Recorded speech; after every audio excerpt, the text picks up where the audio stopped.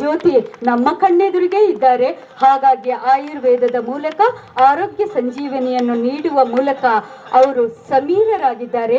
ಈ ಸಂದರ್ಭದಲ್ಲಿ ಯಾಕೆ ಹೇಳ್ತೀನಿ ಅಂದ್ರೆ, ಈ ಒಂದು ರಾಜ್ಯ ಪ್ರಶಸ್ತಿಯನ್ನ ವ್ಯಕ್ತಿಗಳಿಗೆ ಕೊಡ್ತಾ ಬಂದಿದ್ರಂತೆ.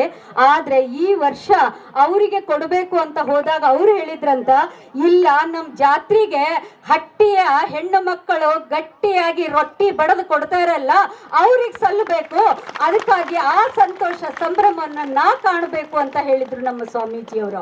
ಹಾಗಾಗಿ ತಮಗೆ ಸಿಗಬೇಕಾದಂತ ಪ್ರಶಸ್ತಿಯನ್ನ ನಮ್ಮ ಮಹಿಳೆಯರ ಉಡಿಗೆ ಹಾಕಿ ಅವರು ಇವತ್ತು ಎಷ್ಟು ನಮಗೆ ನಡೆದಾಡುವ ದೇವರಾಗಿದ್ದಾರಲ್ಲ.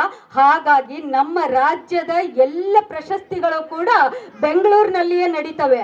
ಆದ್ರೆ ನಮ್ಮ ಅಧ್ಯಕ್ಷರು ಏನಿದ್ದಾರಲ್ಲ, ಅವರು ಹೇಳಿದ್ರು ಇಲ್ಲೇ ಬಂದು ಒಂದು ಜಿಲ್ಲಾಡಳಿತದಲ್ಲಿ ಮೀಟಿಂಗ್ ಮಾಡಿ, ಇಲ್ಲ ಸ್ವಾಮೀಜಿಗಳ ಆಶಯದಂತೆ ಆ ಹಳ್ಳಿಯಲ್ಲಿಯೇ ರಾಜ್ಯ ಪ್ರಶಸ್ತಿಯನ್ನ ಮಾಡಲಿಕ್ಕೆ ನಾವೆಲ್ಲರೂ ಸಹಿತ ಸನ್ನದ್ಧರಾಗಿದ್ದೀವಿ ಅಂತ. ಎಂತ ಪುಣ್ಯ ಮಾಡೋದು ನೋಡ್ರಿ ಈ ಹಟ್ಟಿ ಗ್ರಾಮ. ಹಾಗಾಗಿ ಕೊಪ್ಪಳ ಜಿಲ್ಲೆ ಮದ್ಯಮುಕ್ತ ಹಟ್ಟಿ ಗ್ರಾಮಕ್ಕೆ ಇವತ್ತು ಸಂಯಮ ಪ್ರಶಸ್ತಿ 2026 ಲಭಿಸಿದೆ.